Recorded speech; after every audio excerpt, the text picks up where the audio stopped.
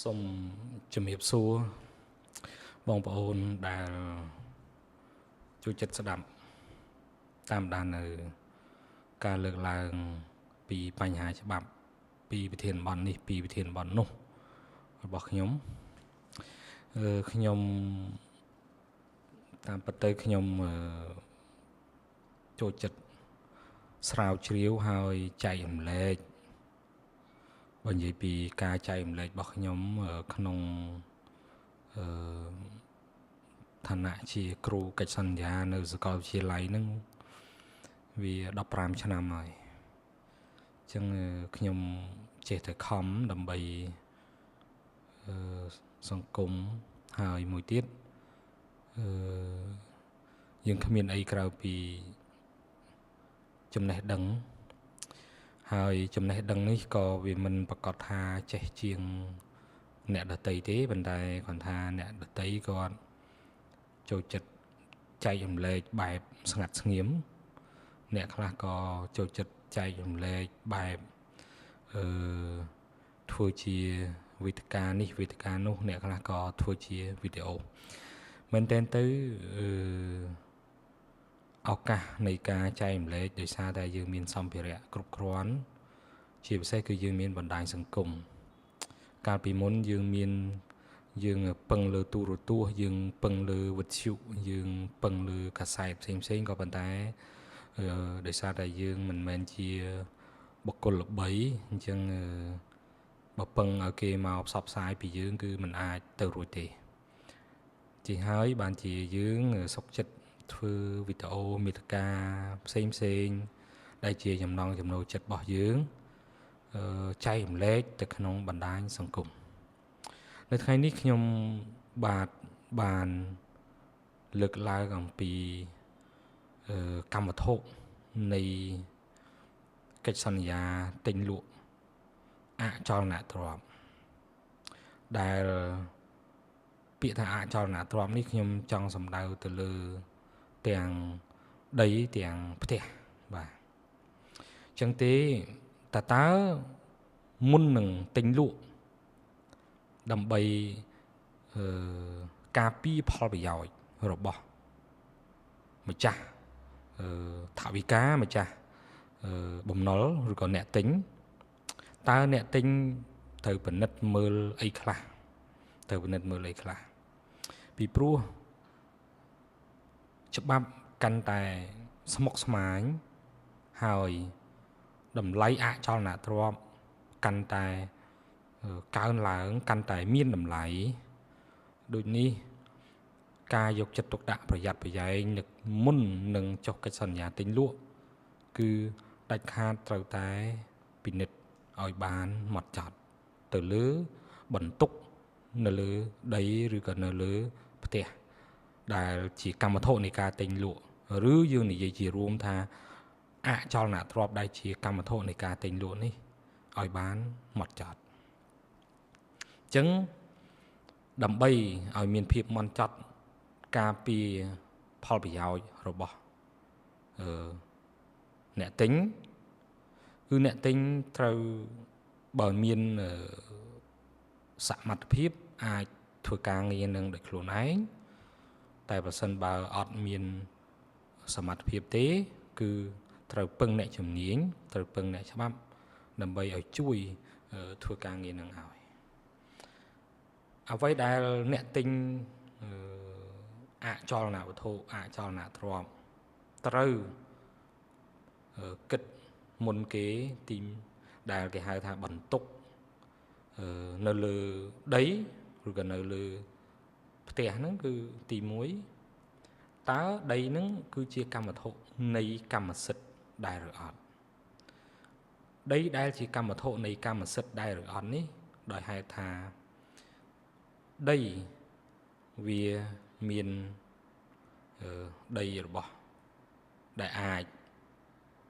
ផ្ដល់កម្មសិទ្ធិទៅឲ្យអ្នកកាន់កាប់បានឬក៏ដីហ្នឹងមិនអាចជាកម្មវត្ថុនៃកម្មសិទ្ធិដោយសារជាដីរបស់រដ្ឋដោយសារតែជាដីរបស់វប្បធម៌ដោយសារតែជាដី ស្ថិតនៅក្នុងតំបន់ការពារស្ថិតនៅក្នុងតំបន់អភិរក្សឬក៏ជាដីដែលជាការកាន់កាប់ដោយខុសច្បាប់អញ្ចឹងប្រសិនបើដីដែលជាដីដែលខ្ញុំបានរៀបរាប់ខាងលើ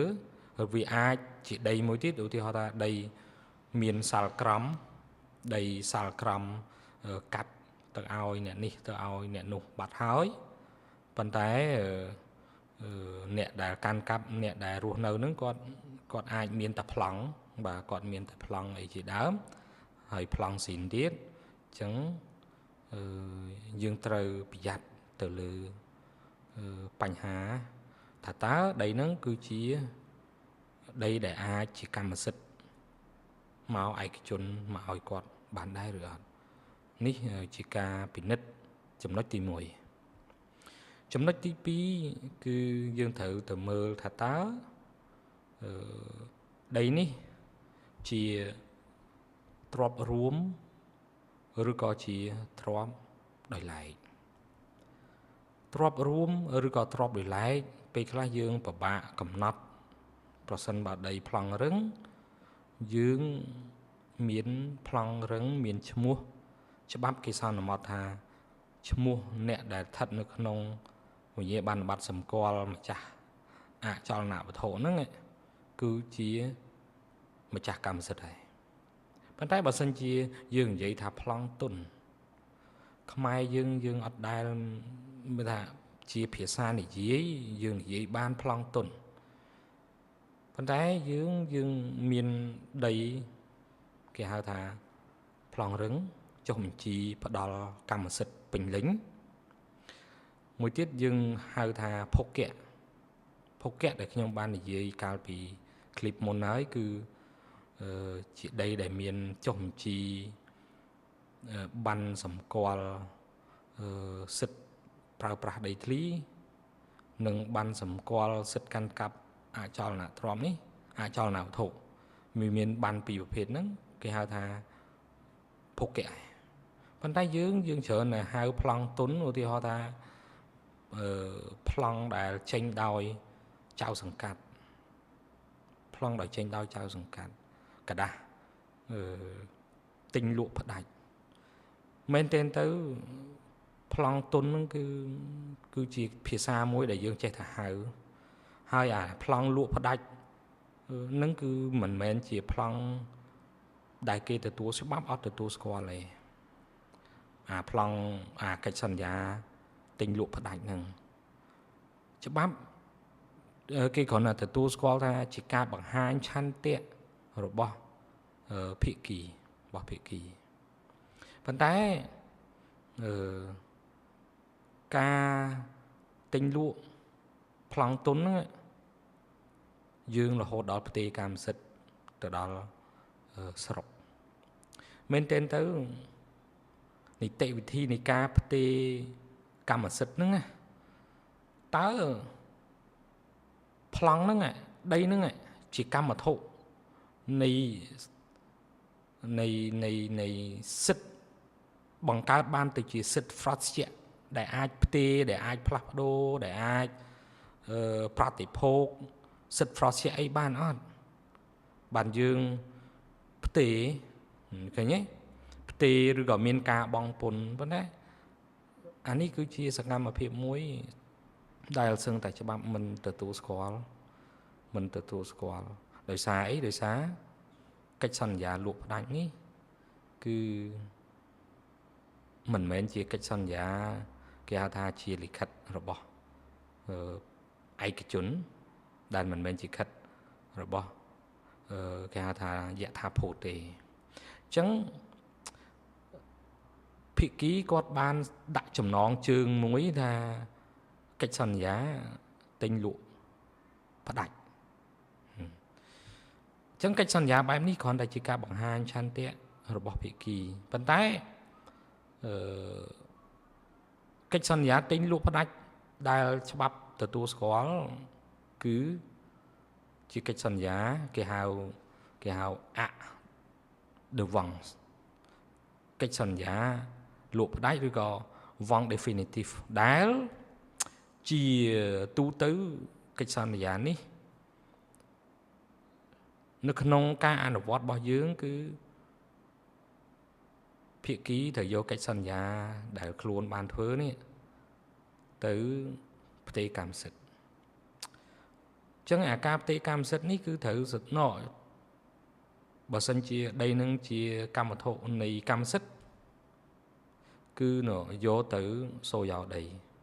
យកទៅច្រកចេញចូលតែមួយនៅស្រុកឬក៏នៅខណ្ឌឲ្យគាត់រៀបចំឯកសារនឹងហើយគេហៅវង definitive នឹងហើយគឺសូយោដីតម្រូវឲ្យអ្នកទិញលក់ទៅផ្តិតមេដៃផ្ទេរកម្មសិទ្ធិនៅចំពោះមុខមន្ត្រីសូយោដីហើយបន្ទាប់មកបានយកឲ្យមន្ត្រីឃុំសង្កាត់ជាអ្នកប្រថាប់ត្រាលើអ definitive វង definitive អញ្ចឹងមានន័យថាឯកសារគឺសូយោដីអ្នកគ្រប់គ្រងចំណែកឯហត្ថលេខារបស់មេឃុំចៅសង្កាត់គឺត្រូវវាយត្រាផ្ទេរកម្មសិទ្ធិនៅលើវង definitive អញ្ចឹងលិខិតដែលមានមន្ត្រីដែលមានសមត្ថកិច្ចចូលរួមបែបនេះបានគេហៅថាជាកិច្ចសន្យាលក់ទិញឬលក់ផ្ដាច់ដែលមានចរិតលក្ខណៈជាគេហៅថា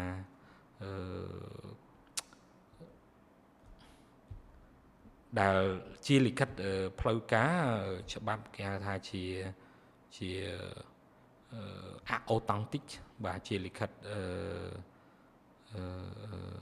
ផ្លូវការអញ្ចឹងយើងពិបាកបើគ្រាន់តែជាលិខិតកិច្ចសន្យាទិញលក់ហើយយើងហៅថាប្លង់ទុនអាហ្នឹងមិនដឹងថាពាក្យហ្នឹងចេញពីខាងណាមកខ្ញុំតាមមកប្រភពអត់ឃើញទិញលក់ឬក៏ពាក្យស្នើសុំកាន់កាប់ពីឃុំឬសង្កាត់អាហ្នឹងគេមិនហៅថាប្លង់ទុនទេព្រោះវាអត់មានច្បាប់ណាណែនាំឲ្យធ្វើបែបហ្នឹងផងប៉ុន្តែបើយើងធ្វើអនុលោមទៅតាមច្បាប់ភូមិបាលឆ្នាំ2001គឺយើងអាចទទួលស្គាល់ថាយើងមានកម្មសិទ្ធិយើងមានសិទ្ធិភោគៈអញ្ចឹងការពិនិត្យប្លង់រឹងប្លង់កាន់កាប់ប្លង់ស្នើសុំកាន់កាប់ឬក៏ប្លង់ភោគៈនេះអ្នកទិញត្រូវប្រយ័ត្នមែនទែនពីព្រោះមែនទែនទៅយើងរងគ្រោះដោយសារលិខិតនេះច្រើនណាព្រោះអាចវាមានបញ្ហាវាមានការបន្លំបោកប្រាស់ដីមួយប្លង់2ប្លង់3វាប្លង់ទុនវាពិបាកនៅក្នុងការគ្រប់គ្រងអានេះអាចជាបញ្ហាទៅដល់អ្នកទិញដីបញ្ហាទី3ដែលអ្នកទិញដីត្រូវពិនិត្យគឺតើដីហ្នឹងត្រូវបានអ្នកលក់យកទៅធានាបំណុលណាដែរឬអត់ធានាបំណុលដែរឬអត់អញ្ចឹងជួនកាលគាត់ជួយគ្នានៅក្នុងអ្នកចិត្តខាងបងប្អូនពីព្រោះថាយ៉ាងម៉េចខ្ចីលុយគេខ្ចីលុយអីយកវត្ថុហ្នឹងយកប្លង់យក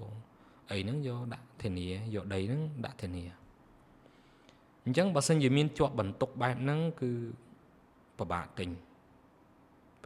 យ៉ាងម៉េចដោយសារបន្ទុកនេះគឺត្រូវបានការពារដោយច្បាប់វត្ថុដែលដាក់ធានាបំណុលគឺទាល់តែមានការអនុញ្ញាតពីម្ចាស់បំណុលជាមុនទើបអាចធ្វើការលក់ទិញបានបើមិនអញ្ចឹងទេការលក់ទិញអចលនវត្ថុដែលត្រូវបានយកដាក់ធានាបំណុលគឺយើងមានបទល្មើសព្រហ្មទណ្ឌមាត្រា397នៃក្រមព្រហ្មទណ្ឌគឺបង្វែរវត្ថុដែលរឹបអូសឬវត្ថុដាក់ធានាអញ្ចឹងការបង្វែរមានន័យថាលក់ដោះដូរដែលនាំឲ្យម្ចាស់បំណុលខាតប្រយោជន៍អញ្ចឹងច្បាប់ការពារម្ចាស់បំណុល ហើយបទល្មើសនេះគឺដាក់ពន្ធនាគារពី1 ខែដល់1 ឆ្នាំនិងពិន័យជាប្រាក់ពី100000ទៅ2 លានរៀលអញ្ចឹងប្រសិនបើអ្នកទិញចង់ទិញដីហ្នឹងគឺត្រូវពិនិត្យមើលថាតើជាប់បន្ទុកធានាបំណុលដែរឬអត់បើជាប់គឺត្រូវមានការអនុញ្ញាតពីម្ចាស់បំណុលជាមុនទើបអាចជាកម្មវត្ថុនៃការទិញលក់បានប្រសិនបើមិនគោរពនៅក្នុងគោលការណ៍នៃការធានានេះទេគឺជាបទល្មើសព្រហ្មទណ្ឌបង្វែរវត្ថុធានាដែលមានចែងនៅក្នុងមាត្រា397នៃក្រមព្រហ្មទណ្ឌចំណុចទី4ដែលម្ចាស់បំណុល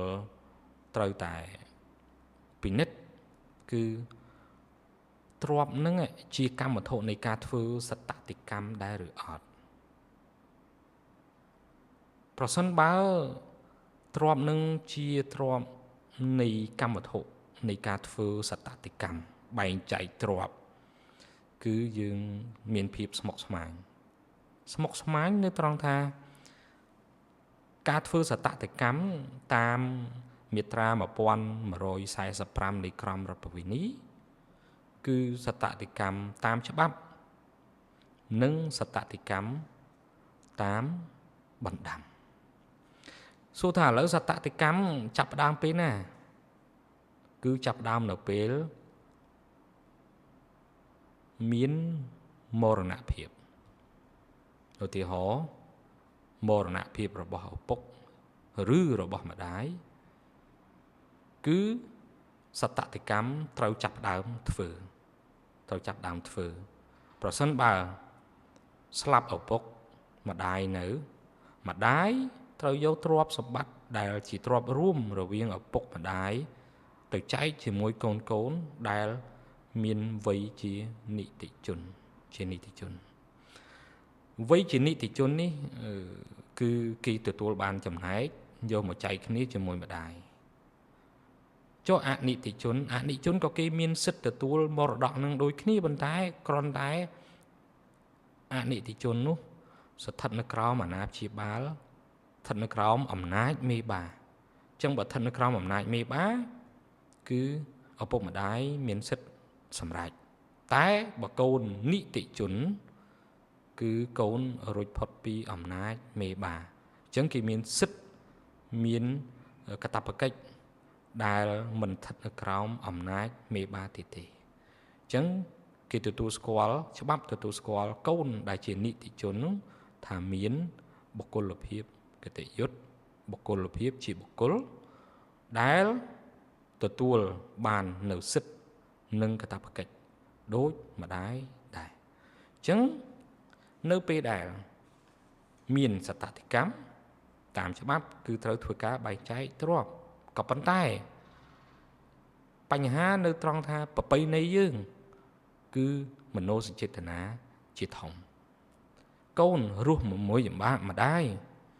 មាននឹងអីទៅត្រូវបែងចែកទ្រព្យម្ដាយរស់ជាមួយកូនមាននឹងអីត្រូវបែងចែកទ្រព្យរួមរស់សុខទុក្ខ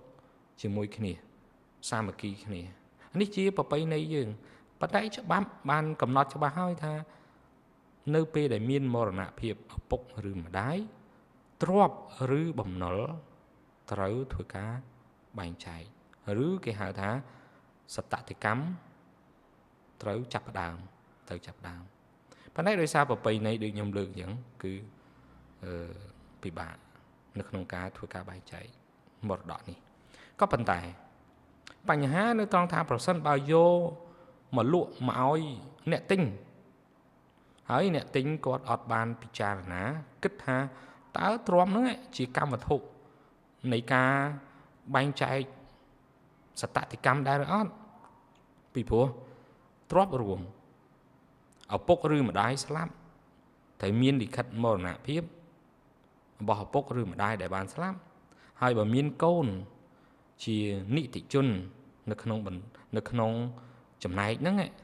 ការទិញលក់នេះត្រូវមានការអនុញ្ញាតពីកូនជាដាច់ខាតប្រសិនបើមិនអញ្ចឹងទេការទិញលក់នេះគឺកម្មវត្ថុនៃការទិញលក់ គឺជាកម្មវត្ថុនៃទ្រព្យរួមអញ្ចឹងតលតែមានការព្រមព្រៀងទាំងអស់គ្នាអញ្ចឹងខ្ញុំសូមសង្ខេបឡើងវិញថាអ្នកទិញអចលនវត្ថុត្រូវតែពិនិត្យទី1ដីឬដីដែលជាកម្មវត្ថុនៃការទិញលក់នេះคล้ายទៅជាកម្មសិទ្ធិឯកជនបានដែរឬអត់ហើយជារបស់គាត់ដែលអាចចុះបញ្ជីកម្មសិទ្ធិបានដែរឬអត់របស់អ្នកទិញនឹងបានដែរឬអត់ទី2មើលទ្រព្យរួមប្លង់រឹងប្លង់កាន់កាប់ប្លង់ស្នើសុំការកាន់កាប់ឬក៏ភោគៈអញ្ចឹងយើងត្រូវពិនិត្យអាហ្នឹងមែនតើហើយខ្ញុំមិនពិបាកថាតើប្លង់ទុនហ្នឹងមានន័យយ៉ាងម៉េចតាមច្បាប់វាអត់ដែលមានពាក្យថាប្លង់ទុនតែជាភាសារបស់យើងមិនដឹងថាចង់សម្ដៅលើអីទេអញ្ចឹងត្រូវពិនិត្យប្លង់ហើយរងគ្រោះដោយសារប្លង់ទុននេះច្រើនដោយសារមិនច្បាស់លាស់ដីមួយអាចមានប្លង់2ប្លង់ទុនហើយការកើតចេញដោយសារការមិនយល់ឬក៏ការយោគយល់អញ្ចឹងអាចចេញប្លង់មួយហើយចេញមួយទៀតមួយហើយយកទៀតយកទៅប្រើប្រាស់តាមដែលអាចប្រើបានតែដល់តែពេលដីនឹងវាឡើងថ្លៃចាប់ដើមម្នាក់ទាមទារកម្មសិទ្ធិទាមទារចំណែកអានេះហើយដែលនាំឲ្យវាមានបញ្ហាទី3ទៅមើលថាតើទ្រព្យនឹងជាទ្រព្យដាក់ធានាបំណុលឲ្យទៅម្ចាស់បំណុលណាដែរឬអត់បើសិនជាដាក់ហើយគាត់យកមកលក់ដោយមិនមានការអនុញ្ញាតពីម្ចាស់បំណុលគឺយើងមានកម្មវត្ថុមួយមានបទល្មើសមួយគេហៅថាបទល្មើសបង្វែរវត្ថុធានាគឺជាប់ពន្ធនាគារពី1ខែទៅ1ឆ្នាំចំណុចទី4គឺត្រូវមើលថាតើទ្រព្យនឹងជាកម្មវត្ថុនៃការធ្វើសតតិកម្មដែរឬអត់នេះគឺជា4ចំណុចដែលអ្នកទិញអចលនទ្រព្យត្រូវពិនិត្យមុននឹងចុះកិច្ចសន្យាលក់ទិញសូមអរគុណ